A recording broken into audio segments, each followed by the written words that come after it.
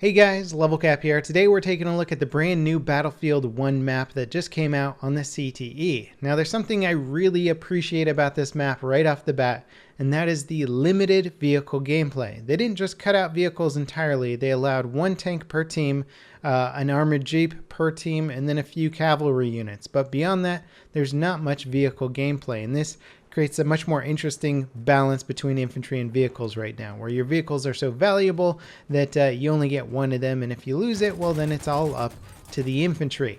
Now the map itself is extremely urban. There's lots of buildings, lots of narrow corridors, lots of city fighting. You can easily avoid vehicles if you want to while playing infantry. Just turn a corner down a quick alleyway and you basically got away. Vehicles can't keep up with you. There's lots of stairwells and building interiors as well. This allows for a lot of flanking routes, a lot of camping places. It's pretty fun. Right off the bat though, I had to turn up my brightness because at the normal brightness level I literally could not see the enemies at times.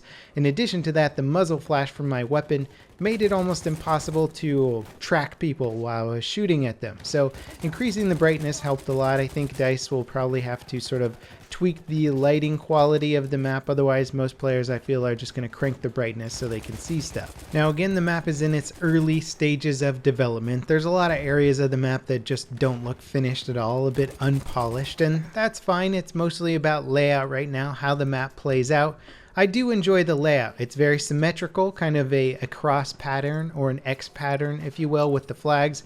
The C point in the middle is absolute chaos. I don't know why DICE keeps doing this, but they make the capture zone around flags way too small for just the way that Battlefield plays. I mean, you got airburst mortars and grenades that can basically clear off an entire capture point. So you got to make some of these capture points bigger, DICE, otherwise it's just easy pickings for anybody with an airburst mortar or an explosive device. So I hope they sort of take another pass at the capture point sizes for most of the flags, especially C. Now the map offers no shortage of flanking points. I could try and compare it to, say, Grand Bazaar from Battlefield 3, but Grand Bazaar had very specific flanking routes where once you understood the map, you could kind of predict where your enemy might go. This map right off the bat seems like it has like 3 times as many flanking routes as, say, Grand Bazaar, which is good from one perspective in that it keeps you from getting trapped in any sort of area or one team from getting camped too hard. You can usually try and find some flanking route to get out of there, but it also means that your firefights,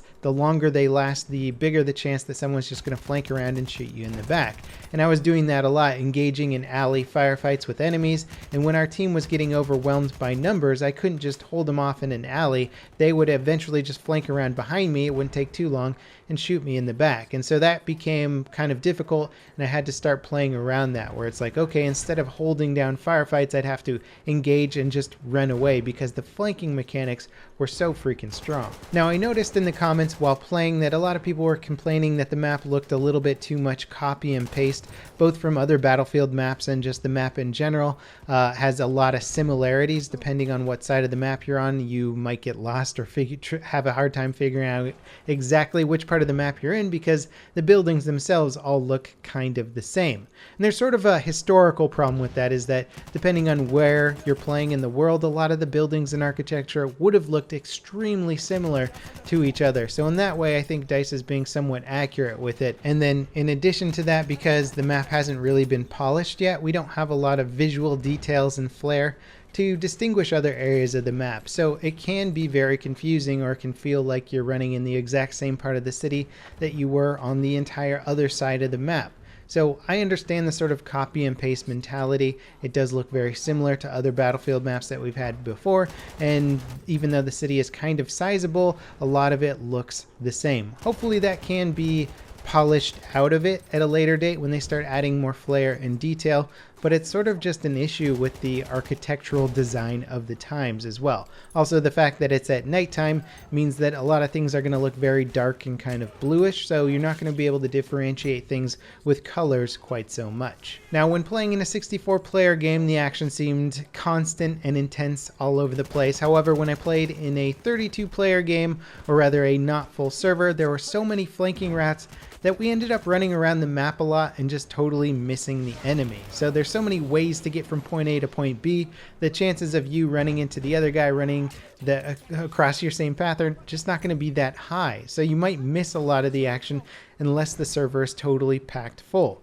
So we'll have to see how DICE scales this map depending on the player count. I think it works pretty well with 64 players at the moment, but if you scale that down, how is it going to affect the gameplay? Anyway, I haven't played nearly enough of this map to dissect every little gameplay element. So far, I like it though. I think it's a great start. I think it needs a lot of visual polish.